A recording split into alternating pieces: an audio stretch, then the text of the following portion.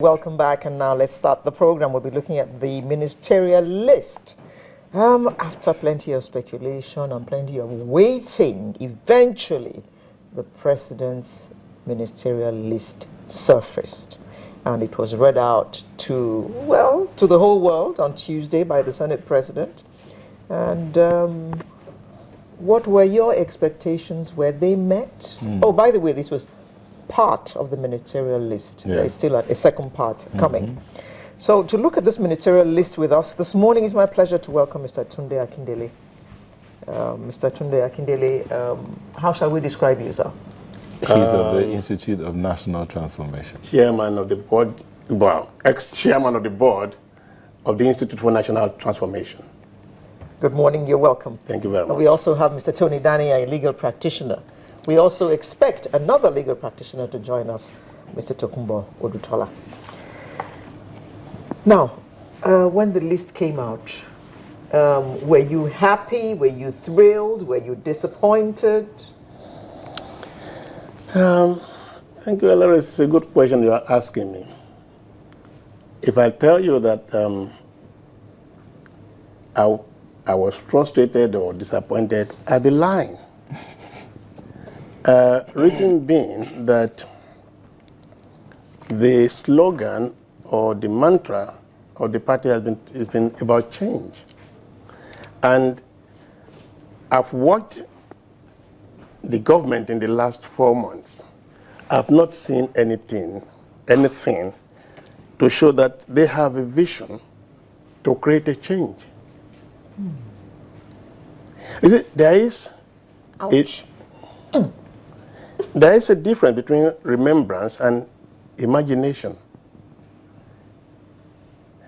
Remembrance deals with the familiar. Imagination deals with the unknown. To create a change, you got to take a risk to imagine things and then visualize them and bring them to pass. Are you with me? Now, when you are faced with a situation whereby, so oftentimes people, rather than imagine and create a vision,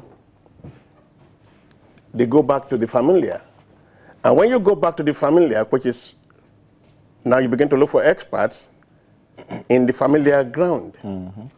Is the first Prime Minister of Israel, Ben-Gurion, who said, all experts are experts on what was. There's no expert on the future. What's the implication of that kind of statement? What that means is that if you want a change, it's about vision. And vision is about imagining the unknown. So when you cast a vision, then you now begin to bring, the people see your vision, and then you begin to look for people who are qualified to make your vision, to actualize your vision. But his vision is to see a Nigeria that is free of corruption. Great, Alero. If that's the entire thing, and it doesn't have to do with the economy that is the way it is, then maybe we begin to address our minds in that direction. But that's not the situation. Corruption is just one. The problem is the economy. The problem is, how do you manage a nation that is supposed to be wealthy? How do you manage that nation to the extent that the people in the grassroots get a benefit? Corruption is not the main thing. The main thing is how to ensure that the wealth of this nation goes down the line to the poor people, and that everybody enjoys the benefit. Mr. Akindele, are you implying that if the economy were better, people were paid better, if there were jobs, that there'll be less corruption? Is that what you're insinuating? No, not exactly. Okay. Not exactly. I'll tell you. Again, let me make a quote, and I will lead you where I'm going. Albert Einstein says, a problem cannot be solved to the same level of consciousness that created it. Are you with me? And so in which case, a problem cannot be solved. There cannot be a change that we are talking about by using the same thinking that have been used all along to want to solve that problem. There must be a higher level There must be a vision. The vision is, okay, how Nigeria has a problem. One of the causes of the problem is corruption. One of the causes, what causes corruption? Is character aberration. So when you want to deal with corruption, there must be and you want to change, there must be a transformation of the mind, of mindset. Attitudinal shift on the approach to the money of the government. Nobody is looking at the nation. You look at the list that we have, like I told you, I'm not surprised. Why? Because there is no clear-cut vision. You see, when it is said by Professor Collins that when disciplined people, when they take disciplined thought, are you with me? And then they now come up with disciplined action, change comes. When disciplined people take disciplined thoughts, right? And then take disciplined action, transformation comes, change comes. Okay, let's bring in Mr. Daniel. Do you toe that line? To some extent, yes, but I disagree with the assertion that for the past 4 months, nothing has changed. That cannot be correct, with due respect, because one, the fight against corruption, whether you want to call it cosmetic or not, the security agencies are more proactive in going after perceived corrupt persons. But let's not digress too much, because the issue is the ministerial nominees. Now, there are mixed feelings and mixed reactions. Some of the nominees are okay. People are disappointed not because some of the nominees are ex-convicts, but because of the weight of allegations made against a few of the nominees. You understand? To me, we are not in a military era. Even in a military era, the head of state still consults. We're in a political dispensation. As much as Buhari wants to effect changes, he has to consult. Otherwise, he will have serious issues. And who will he consult?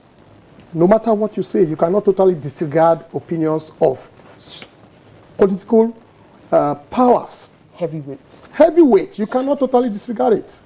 And of course, you need experience. When Baba was coming in, I'm talking of the president, he was too old, he cannot be active, but we have witnessed some positive changes when he resumed as president. Let me, if I may come in here, there was something Mr. Akindele said. Yes. All experts are experts in the past, not the future. Yes. You talked about experience. In what has been known. Yes. The experience is in what has been known. Yes. But there are a lot of unknowns out there. Are these people ready? Do you think they are capable of handling the unknowns? Yes. And then tied to solving a problem at the same level of mindset that created that problem? No, you see, experience, we cannot overemphasize the importance of experience in handling new issues. Because, for example, if it is something I've done in the past and the new persons don't know how to do it, it will be easy for me that I've done similar thing to do it. That's what we call precedent in law. You can tell a fresh lawyer now, come and do an agreement. He goes start consulting. But you ask me to do an agreement off heart, I do it immediately because I've had experience in it. You know, so, and you grow with the trend. The fact that you have experience in typewriter those days does not mean, if you are a good typewriter, you can operate the computer very well because it's the same keyboard. You know, that's just an analogy. But you see, we cannot throw away experience. An expert, agreed, is an expert in the past. But you need that expertise to handle certain things that will come your way, certain challenges that will come your way in the future. You understand? So we cannot throw away experience. Well, I want to come back to this ministerial nominee. Sorry, please.